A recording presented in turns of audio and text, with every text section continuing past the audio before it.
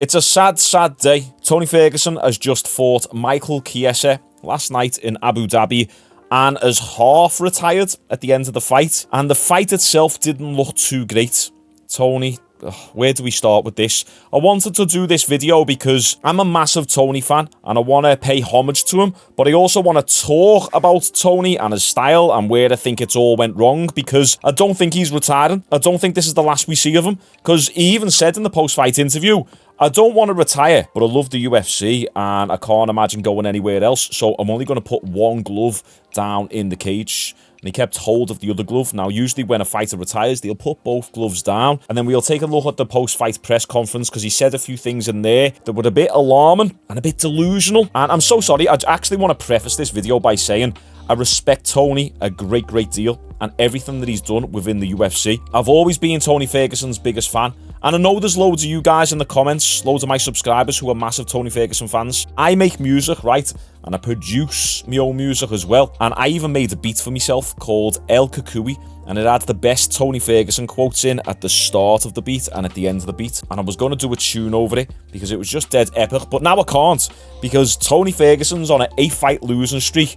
And it's just not going to sell the song as much. But I just wanted to say that because everything I say it with respect, and I'm going to be a little bit harsh on Tony here, but we'll do a quick fight breakdown and fight reaction, and then we'll talk about what the future holds for Tony Ferguson. Tony Ferguson, Michael Chiesa. Tony, 40 years old, comes out the gate with a nice low kick there, but every time I'm watching Tony Ferguson in moments like these, I always think, Tony looks alright. He looks okay. He doesn't look too stiff. He looks like he's in a bit of a flow state, if you like. And Tony Ferguson used to be an absolute monster, but almost gets caught by Chiesa. Tony Ferguson's always been great on the ground, but, you know, it's a terrible day we live in where you're worried about Tony Ferguson going to the ground. Almost gets caught there. Then Michael Chiesa goes in there for the body lock, and then that's when you know it's all over. Gets Tony down. Then look at how fast he gets Tony's back. So first off, congratulations are in order for Michael Chiesa, but Tony just got beat incredibly easy. So watching this, I think we have to face the reality that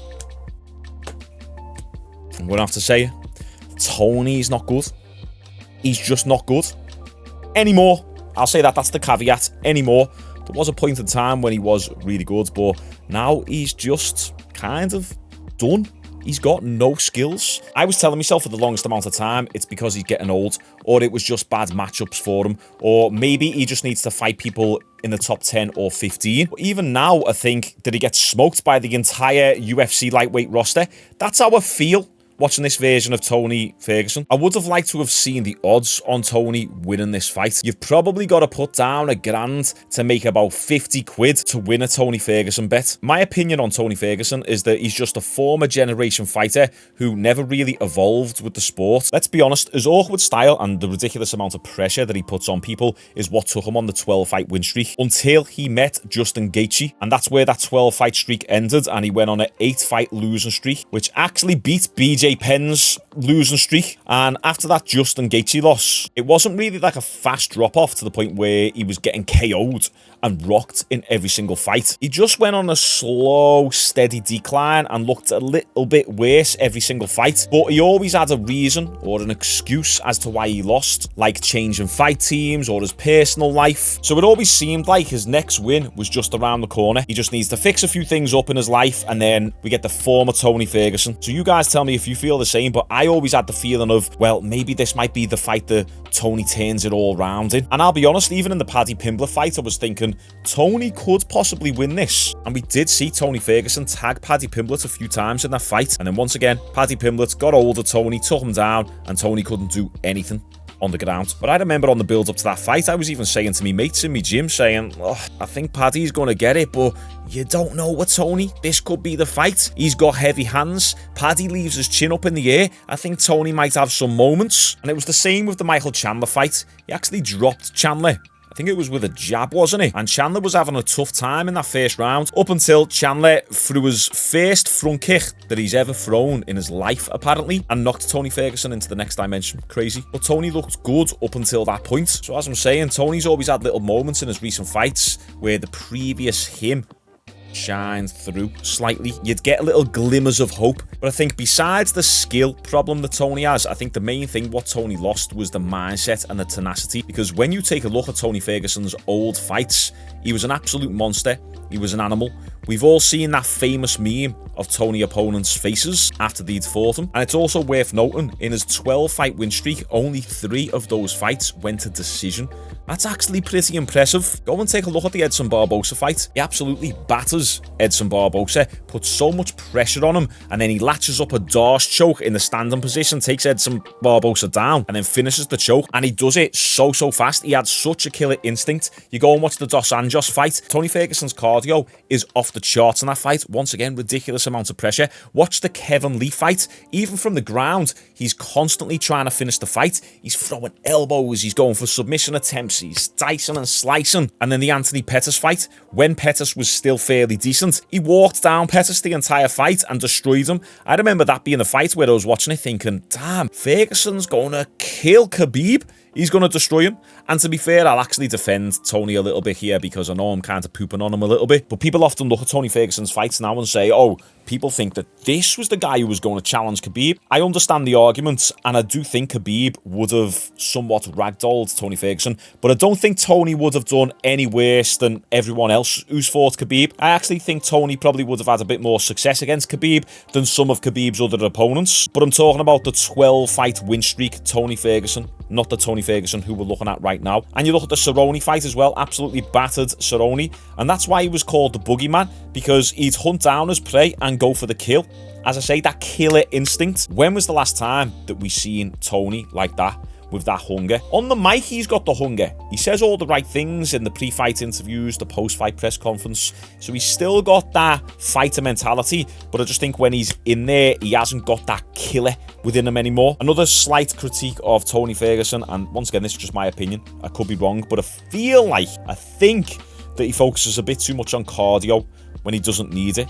His cardio's always been there. I don't really think it's a cardio issue, it's a skill issue, that's it. But now he's too old. He's 40 years old and he's taken too much damage to do anything about this skill issue. You can teach an old dog new tricks. However, it just takes a lot longer to learn them and for them to become natural, that's all. Now, Tony didn't get punched barely at all in this fight, or if he did, they were only small, glancing blows. But in this post-fight press conference, he's definitely showing some signs of delusion. So let's listen to what Tony says right here. You know, you said that you don't want to retire, and I understand it, right? This is what you live to do and stuff, but what would have to happen in the cage for you to realize, like, okay, my time has come and it is time for me to walk away? I know when it will. There's a lot of things that I can and can't do. I just teamed back up with my boy, Anthony Gonzalez from American Gym. I felt this whole entire camp, I had just gotten back into sparring where I was me putting myself back into a team. You have no idea how hard that is for me to be able to do that. It's not like I've ever went to a team and I've never felt like I fit in. But when I went from Paradigm and I went from Team Rain Training Center with Mark Munoz and everything kind of broke up and it just went to shit. It really did. And for me, being a team player and being varsity level, when you're like on a 4-year team, you stay there for the longest time and then you graduate and then you go on to something new. For me, it's next is getting into the wrestling more. You know, I brought in a couple people, like maybe like one person, you know, shout out to Richie for being able to do that, you know, through Anthony. That took me to be able to ask. That took balls to be able to go and be like, hey, look, I need help. How many other people are able to do that? They're not. They need people to pull them in a direction and be able to, hey, look, you need to do this. That used to happen. Now I'm kind of like on that verge of coaching, but I'm kind of like, no, I still want to fight. I still want to compete and I still want to do this. Tony said he's only just recently got back into sparring as a part of a team, and he said it's the first time in a very long time he's brought someone external in to help him, and it took balls for him to basically ask for help. So that makes me think, I wonder if Tony's been somewhat running his own training camps the last few years, or does he mean that his team have been running the camps entirely and he disagrees with their methods of coaching, and he's known all along that no, I need help, I need to actually man up a bit, grow some balls and ask for help here. But it's not really a good sign when you are on a 9-fight losing streak, you're 40 years old and you're only just saying now, we've recently just got back into sparring and I had to grow a set of balls and ask for some help. That's not really good, Tony. These are good questions to be asking yourself before you hit your prime, or even in your prime, you could argue, but not when you're 9 fights deep into a losing streak and out of your prime. That's why it just needs to be over right here and right now. no more fights for Tony Ferguson. However, listen to what he says here. Look, we know what Dana said, right? And at the end of the day, he's the one who gets to call those shots. If the UFC say to you, I'm sorry, Tony, no more, what do you do? Do you consider competing for other people? Do you call it a day on that, or what do you do? I talked to my homeboy Lloyd right there, and what we do is we go do something else. And I'm going to be real. If those fans out there are willing enough to come out here and fly and spend thousands of dollars to come watch me compete somewhere, I guarantee you they're going to follow me somewhere. And that's the humblest thing I can fucking say, because no matter where I'm at, no matter what I'm doing, I'm going to get better and better and better and better. I feel like these gray hairs right here with the blonde hair, are kind of slowly fading away too. So I'm going to have to do something different, which is, obviously find a new team, which is cool. I found a good sparring team, but I'm going to have to go and start wrestling a little bit more. I'm going to have to put myself out there more. I feel comfortable being around these people that I'm around right now. And that's a lot for me, because I don't really hang out with anybody. Superheroes only hang out with superheroes when it's need be. That's a great quote, Tony, but did you hear what he said? I'm only going to be getting better and better and better and better. He's been saying this for the last 9 fights now, last 8 fights. You listen to every Tony Ferguson post-fight interview. I'm sure someone could even do a compilation of them, or even pre-fight interviews. He says the exact same thing. He says, I'm getting better and better and better. I'm with a new team, or I'm going to be joining a new team, or I'm getting this guy to work with me, and I feel like I'm going from strength to strength. Okay, I had this last fight, but I was struggling with this injury. Okay, that last fight before that, my mindset wasn't right. Oh, the fight before that, I was going through some personal stuff. But there comes a point, it's just like, Tony, there's always a reason every single fight why you have lost. Maybe that reason is just that you haven't got the skill anymore, and the sport has just outgrew you. I actually believe that's the case. And Tony says in this post-fight press conference, he says, I want to stay with the UFC. Dana wants me to retire. I don't want to retire. I will go and do something else. Maybe I'll do some wrestling, some grappling, put on the wrestling shoes. But he clearly still wants to fight. Bringing it full circle, that takes me back to my initial point, what I said when I started this video. I don't think he's going to retire. I think Dana White loves Tony Ferguson, and it's kind of like the BJ Penn thing where Dana wants them to retire, but then they don't want to retire, and Dana doesn't want to let them down and not give them any work. And I think Dana's going to give him another fight. I think we will see probably one more fight from Tony Ferguson, and I think the outcome of that fight is going to be the exact same. The saving grace about all of this is that Tony Ferguson hasn't been getting KO'd left, right and centre, so he hasn't been getting too much CTE. The worst of it was the Justin Gaethje fight and then the Michael Chandler fight. But apart from that, the other 6-7 fights, he hasn't really taken that much damage. So that's the saving grace about all this. But also another thing, I've seen a few people complain that there was no retirement video for Tony. I didn't watch the full event, but I've seen a few people in the comments of the post-fight interview say that he didn't do a video package for Tony to celebrate his career. Maybe that's just because he told Dana White it wasn't his last fight. Maybe that's the case. So they're not going to do a video package for someone who clearly isn't retiring.